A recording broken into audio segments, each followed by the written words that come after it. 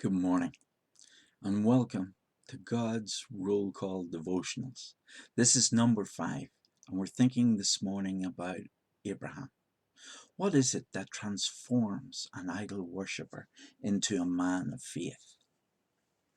What is it that brings a man out of a heathen background and makes him into a man like Abraham, whom God declares 3 times in the scriptures, my friend, as in Isaiah chapter 41, verse 8, whom God declares is the father of us all, Romans chapter 4, verse 16, all those who believe as Abraham did, and whom God declares is the man of faith in Galatians 3, verse 9.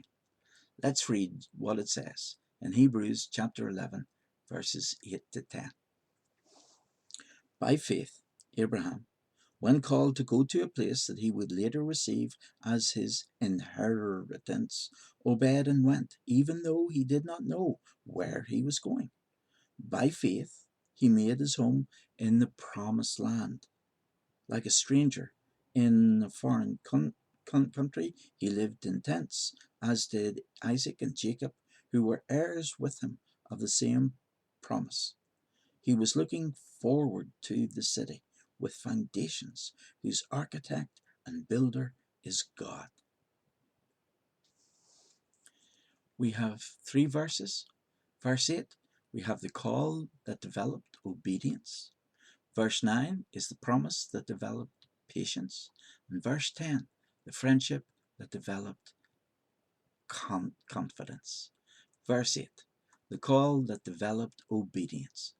In Acts 7, verses 2 and 3, Stephen said that God appeared to and spoke with Abraham while he was living in the land of the Chaldeans, before he lived in Haran, and told him, "Go to the land that I will show you."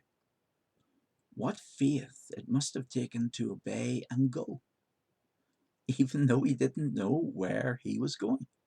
Yet he went out with his wife Sarah, his father Terah, and his nephew Lot. But for whatever reason, they all stopped at Haran, about halfway on their goal to get to Canaan, northeast of Canaan, for an unspecified time, during which Terah died. A second call had to be issued to Abram. In Genesis 12, verses 1 to 3, we find that recorded. And now, at 75 years of age, Abraham eventually moves down into the land of Canaan. But then, didn't the same happen in our own lives? Weren't we all in our heathen backgrounds? And yet, we're strangely called. In Ephesians 2, verses 4 to 5, because of his great love for us, it says, God worked in our lives and brought us unto himself. But how often in our walk with God has God reaffirmed his call to us? Think about verse 9, the promise that developed patience.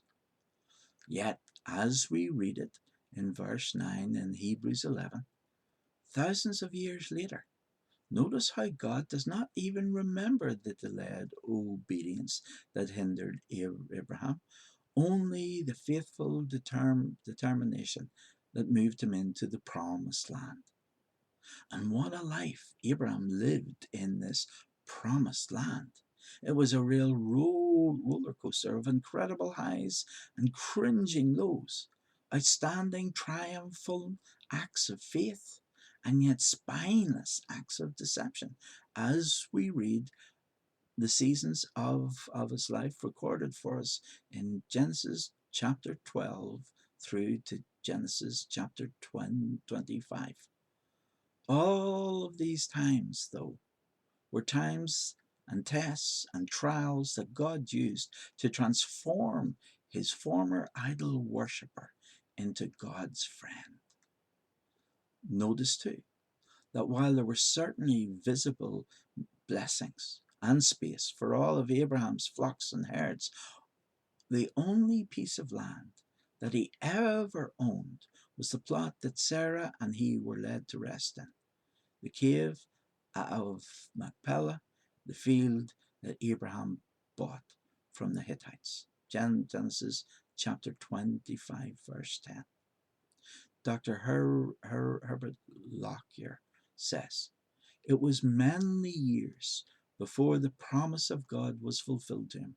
Promises, three in number, of a country first, Canaan, of posterity as the stars of heaven, and of a spiritual seed through whom all the families of the earth would be blessed." But these promises that God gave to Abraham 4,000 years ago, are they not still being fulfilled in our lives today? And then we have verse 10, the friendship that developed confidence. Please remember that it took approximately 100 years for God to make Abraham into the man of faith, into the father of us all who believe, and into his friend, God's friend. I believe that God could have changed Abraham with just a word, but true friendship takes time to build on both sides. A lot of forgiveness needs to be applied and extended, and sometimes the toughest lessons might need to be repeated more than once. But because of his friendship with God, Abraham was left looking expectantly to God for more, as it says in verse 10, for he was looking forward to the city with foundations, whose architect and builder is God. What are we looking forward to from God? Perhaps today we need to realize three great truths about Abraham's 100-year experience of God here upon this earth, and then apply them into our own lives. First, faith will always be tested, but these tests and trials reveal what's in our own hearts and show us that God alone is faithful. Two, faith will always be taught to be patient, trusting in God's working and timing, and for us not to be leaning on our own understanding. And three, faith will always be taught to be patient and await the proper reward that God alone has determined, according to his good, pleasing, and perfect will. May you have a truly blessed day today as you walk with God and follow in his footsteps of true faith. Amen. Amen.